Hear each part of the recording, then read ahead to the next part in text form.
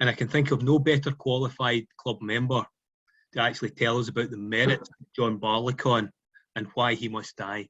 So I will now pass you over to past chairman, Mr. Jim Clark. Thank you. Thank you, David. Thank you. Gentlemen, this is Burn's take on how whisky is made from the reaping of the barley to the malting and the germination through to the distillation. And basically it talks a lot about the turning and the turning the barley over and over to basically to germinate it. Now the process is, it starts from starch and then it works its way to soluble sugars and then finally into alcohol by soaking and then adding the yeast. So this is his take on it. Now, I've stood in the pub with John Barleycorn many a time and thoroughly enjoyed his company. I can never find anything wrong with him. In fact, I get to like him better and better as I get older. So I also work in the industry, so I did do for many years, so I know a lot of contacts there. This is John Barleycorn poem. So there were 3 kings into the east, 3 kings both great and high, and they had sworn a solemn oath, John Barleycorn should die.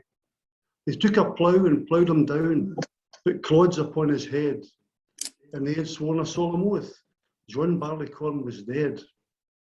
But the cheerful springs came kindly on, and the showers began to fall. John Barleycorn got up again, and sore surprised them all.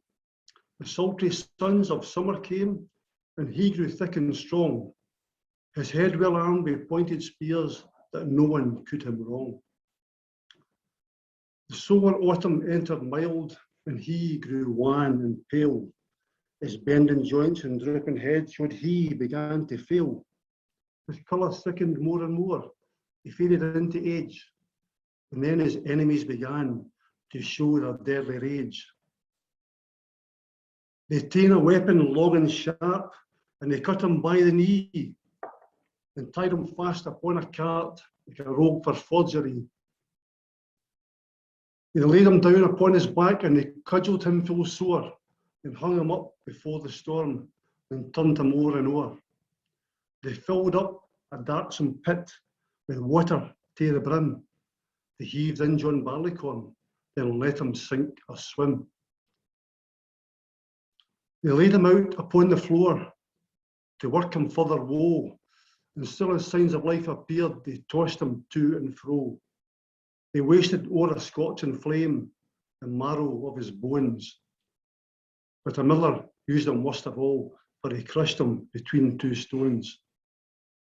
They ta'en his very heart's blood and drank it round and round, and still the more and more they drank, their joy did more abound. John Barleycorn was a hero bold, of noble enterprise, for if you get to taste his blood, 'twill make your courage rise.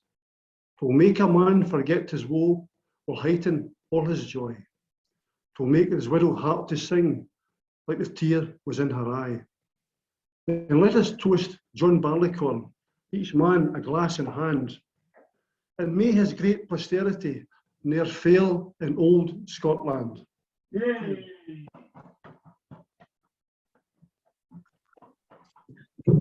Excellent, thanks, Jim.